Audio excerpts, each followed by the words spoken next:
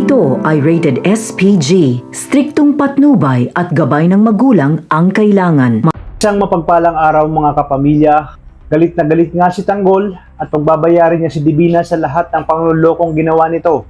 Napansin ni Divina na may tao sa pinto at agad niyang inutusan ang kanyang mga tauhan na tingnan.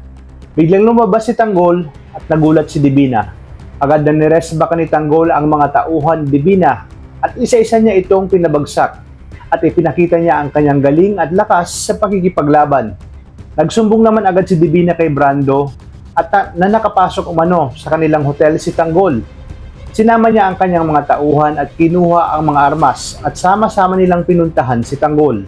Sa kabilang banda, kinausap naman ni Miguelito si Santino at tinanong kung saan nagtatago si Tanggol.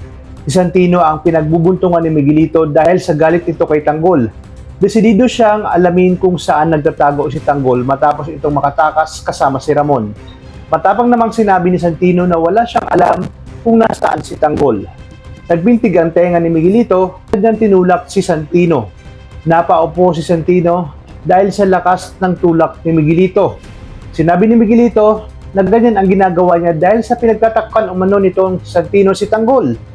Habang nakatalikod si Miguelito ay dumampot si Santino ng patalim at sinubukang saksakin si Miguelito.